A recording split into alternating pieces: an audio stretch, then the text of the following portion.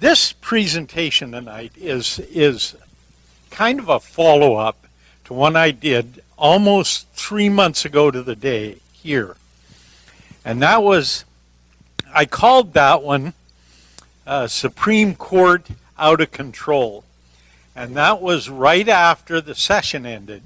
And I talked about 3 particular cases that the court had dealt with during the session that I thought were particularly dangerous and particularly upsetting for not only our Constitution but for our individual freedoms and rights. And one of those cases was a case called Obergefell v. Hodges, which you probably know better as the same-sex marriage case or gay marriage case. The focus that I'm going to talk about today is twofold. Number one, what does our liberty and our freedom in America look like today after the Obergefell decision? And the second part of that question is, and who decides in America what our freedom, what our liberties look like? In other words, who rules us? Exactly.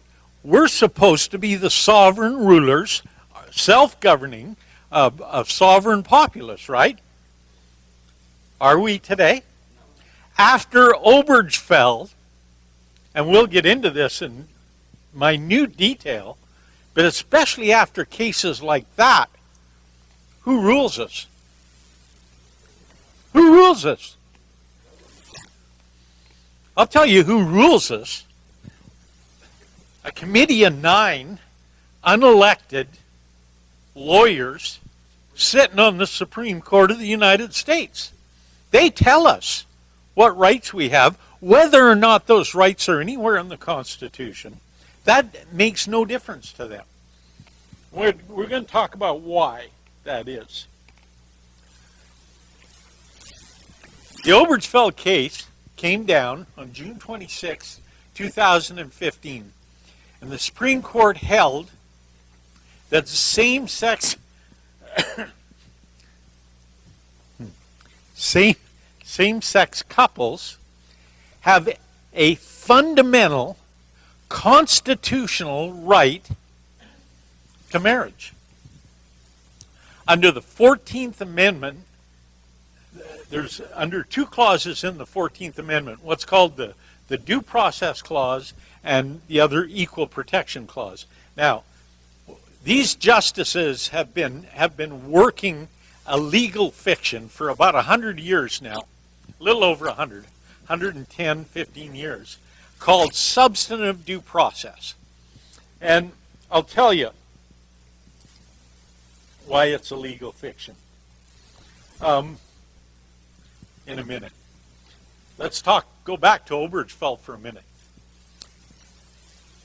Where in the Constitution, where in the 14th Amendment especially, does it say something about a right for same-sex couples, a fundamental, constitutionally protected right for same-sex couples to be married?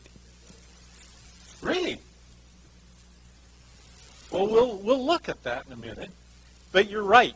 There's nothing in the text. And secondly, it's not based on a fundamental right that's deeply rooted in America's history and tradition.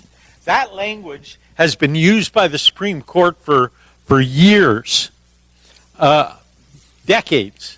That's their kind of their trigger for finding fundamental rights. A right that was deeply rooted in America's tradition and history. Yeah, Ralph.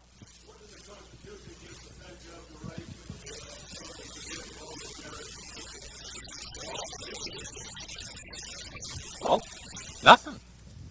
nothing except what the Supreme Court said. And the Supreme Court says this: gay marriage and marriage, and they've decided this too, Marriage is a fundamental right. And you know what? I agree with that. Marriage is a fundamental right that should be protected under our Constitution as part of our marital privacy. In other words, if I want to marry Sherry, but she's from Alabama and we're not supposed to marry girls from Alabama, so the government says, that's a violation of my constitutional right. Here's the difference. Obergefell says, well, that same fundamental right to marriage applies to same-sex couples. And here's the problem with that. What they have to find a fundamental right protected by the Constitution is that right is deep, hear what I'm saying, deeply rooted in our history and tradition. Well, let me ask you this. Same-sex marriage is deeply rooted in American history and tradition? Not even close, is it? Did you have a... No, I agree, but we're dealing with the Supreme Court. Here's the third thing that if you read the case, and any of these kind of cases, whether you go to Roe v. Wade or Obergefell or anything like that, what the Supreme Court is saying is, not all of them, the majority on these cases, is, well, you know, in today's modern society, this is kind of the will of the people. This is really what the people want. Well, that's wrong. In Obergefell, that's especially wrong, and I'll tell you why. Obergefell comes down in 2015, right, where the court says there's a fundamental right to same-sex marriage. From 2000 to 2014, over 30 states amended their state constitutions to add a provision in their state constitutions that either limited marriage to the traditional sense of marriage, one man, one woman, or they prohibited same-sex marriage. That happened in a span of 14 years over 30 states. So no way could the court, that 5-justice majority, look at what was happening in America generally and say that was the will of the people. The will of the people was to the contrary. The will of the people, even in the Socialist Republic of California, even there, they passed a proposition that limited marriage to the traditional sense of marriage. So the Supreme Court in Obergefell basically has nothing to hang their hat on, in my view. Here's another thing. By 2014, there was 4 circuits. You know, there's 11 circuits in the U.S. There was 4 of them. The fifth circuit, the 7th circuit, the 9th circuit, our circuit, and the 10th circuit had all decided, each of them taking probably a matter of 3 or 4 district court cases involving gay marriage. And those 4 circuits had made the call that gay marriage was protected under the Constitution by the Due Process Clause of the 14th Amendment. Then along comes the 6th Circuit. And the 6th Circuit was addressing, it consolidated 6 district court cases, all of which came to it on the same issue. Do same-sex couples have a fundamental right to marriage under the 14th Amendment? The 6th Circuit says absolutely not. So we got 4 circuits say it does. The 6th Circuit said it doesn't. And writing for the 6th Circuit majority, Judge Sutton wrote this, quote, "Not one of the plaintiff's theories, however, makes the case for constitutionalizing the definition of marriage and for removing the issue from the place it has been since the founding, in the hands of state voters." Judge Sutton nailed it. He nailed it. And here's another thing he said that apparently you didn't hear much of in the other four circuits.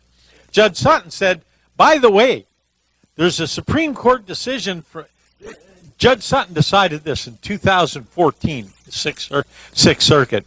And he said, by the way, there's a decision of the Supreme Court of the United States from 1972 that binds me to say that there's no constitutional right for same-sex marriage. And here's the case he's talking about. It's a case called Baker v. Nelson. It was a case brought in the state courts of Minnesota. Same issues as presented to the Supreme Court of the United States in Obergefell. Do same-sex couples have a fundamental constitutional right to marriage under the 14th Amendment? And went through the state courts in Minnesota, and again in 1972, and the Supreme Court of Minnesota said, no, you don't. There's no constitutional right for same-sex couples to be married under our state laws. There's no constitutional right. So they appealed it from the Minnesota Supreme Court to the United States Supreme Court. And you know what the United States Supreme Court said? They wouldn't even hear the case. This is in 1972, 43 years ago. They said, no, we won't even see the case, hear the case, because it doesn't present a substantial federal question. That's legalese for there's no constitutional issue here. Well, hold it. In 1972, there's no constitutional issue about whether or not same-sex couples have a right to marriage. And in 2015, they've all of a sudden got a fundamental, constitutionally protected right. What happened in those 43 years? The issues were the same, so that wasn't different. The 14th Amendment didn't change. There was no amendments to the Constitution during that time, let alone any amendments on gay marriage. Yep. Essentially, the 5 judges, and I keep saying that because we've got 2 or 3 really solid guys on our Supreme Court. Scalia, Thomas, and sometimes Alito, and rarely Roberts, but we won't talk about Roberts. Essentially, what happened is the Obergefell court decided, and get this, they decided by themselves, with no changes in the language, that all of a sudden in 2015, the 14th Amendment means something different than it meant 43 years ago. Does that make any sense to anybody?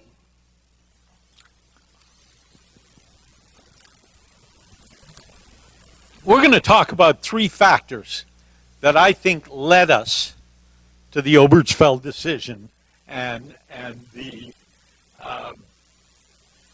disaster that it has and will wrought on our country. The first is the role of the federal judiciary. The second is something that I think everybody ought to pay attention to, how the Constitution should be interpreted. And the third is the effect of precedent. That's prior decisions leading up to the Obergefell case. Well, let's talk about the role of the judiciary. I'm preaching to the choir here. Where does the judiciary get their power to do anything? Where in the Constitution? Article 3. And that came from where? The people. Okay, Article 3, that's where the judiciary gets their power.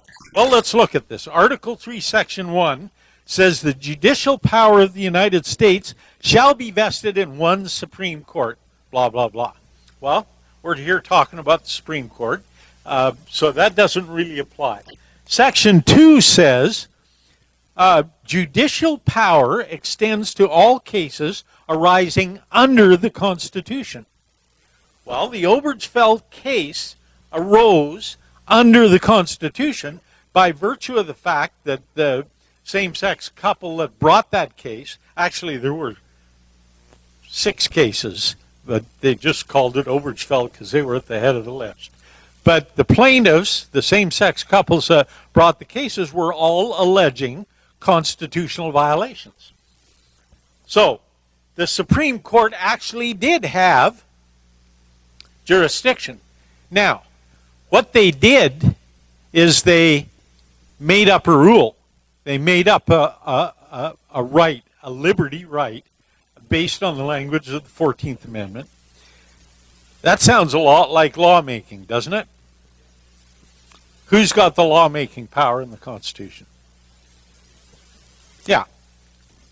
First sentence in the Constitution, Article 1, Section 1, all legislative powers are vested in the Congress. No legislative powers in the Supreme Court. How often over the last 3 or 4 years has the Constitution, has the Supreme Court made law? Pretty regular, haven't they? Pretty regular. I mean, I'm not really talking about this case, but one of the cases we talked about 3 months ago was the Burwell case, where that was the Obamacare case. And the language of Obamacare was very clear that there shouldn't be any subsidy unless it was a federal organized deal. And the Supreme Court had the audacity to read that language plain as day and give it another meaning. That's legislating. They don't have the power to do that. Now, here's something they do have the power to do. It's not in the Constitution. They have the power to interpret the Constitution.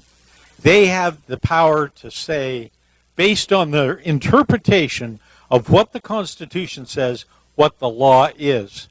That's a doctrine called judicial review, and it's not something that, frankly, was made up, well, maybe partially, but it really wasn't made up by the court. It goes back to the times of during the ratification period of the Constitution. Everyone knows during that ratification period, both sides, for the Constitution, the Federalists, and again the Constitution, the Anti-Federalists, they were publishing essays and stuff in the newspapers back and forth trying to convince people of their positions, right?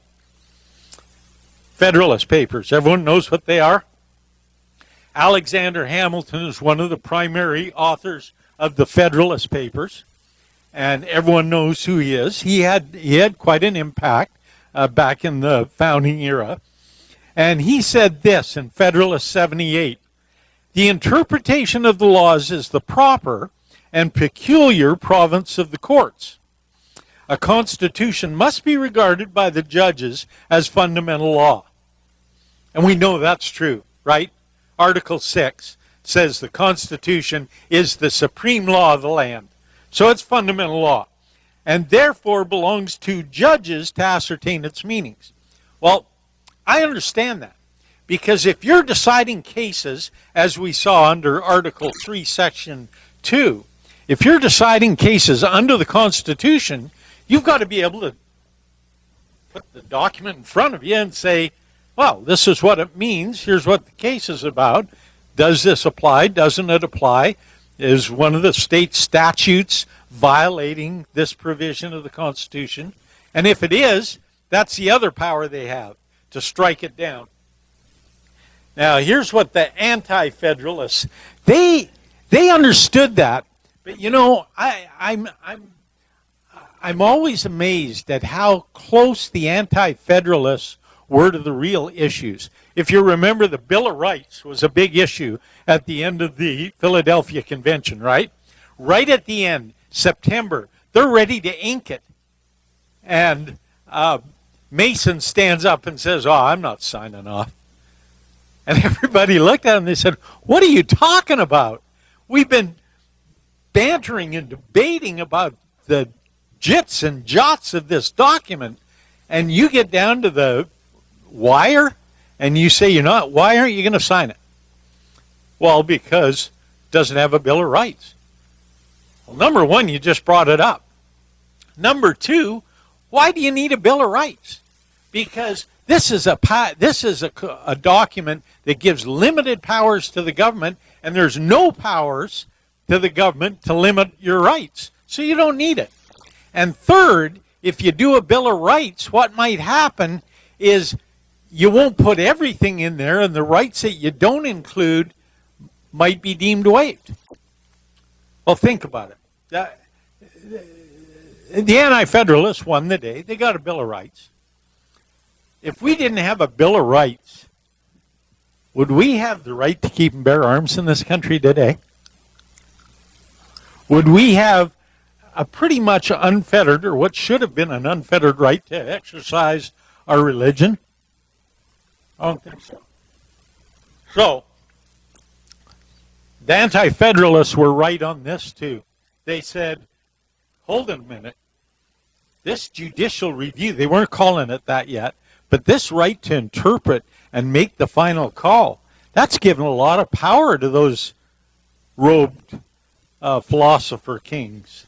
That's given a lot of power, and there's no power provided to correct their construction or do it away.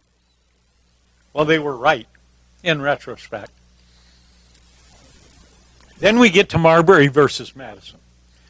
You've probably all heard of this case. This is a seminal, one of the first real seminal cases that came down from the Supreme Court. Comes down in 1803. And in that case, for the first time, the Supreme Court actually formally recognized this authority to interpret the Constitution and to strike down laws and acts of the government that violated it. And it was called, it was given the name judicial review. And it said this is the very essence of judicial duty. And from the Supreme Court's perspective, I agree with that.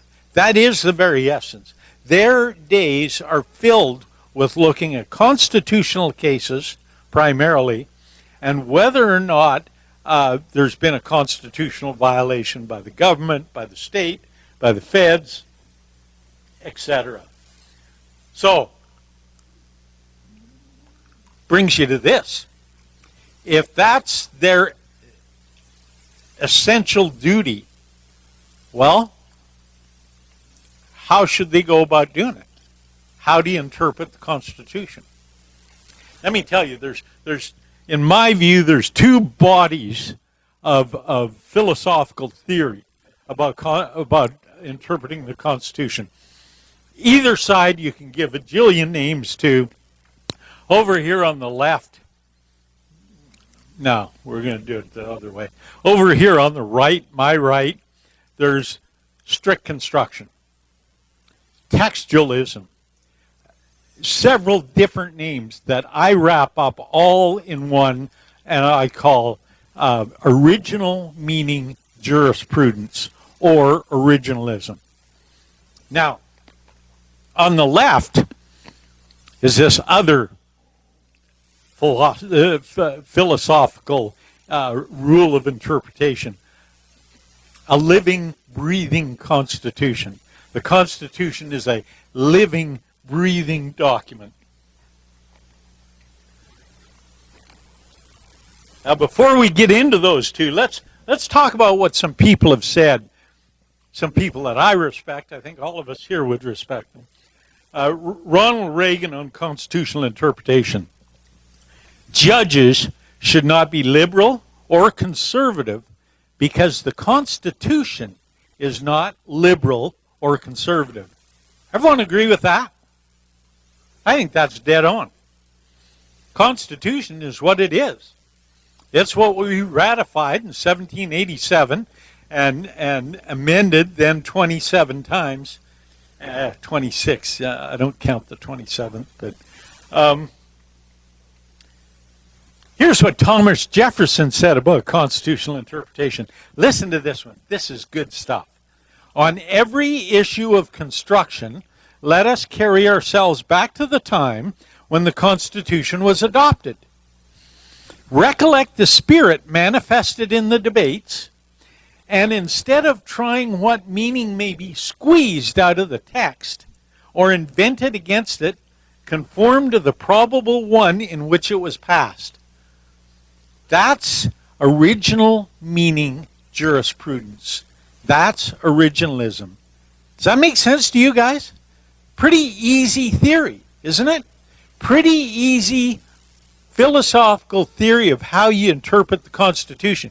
You look at the damn document, you look at the language, you look at the text, you determine what it meant in 1787 or whenever that particular provision was adopted and ratified.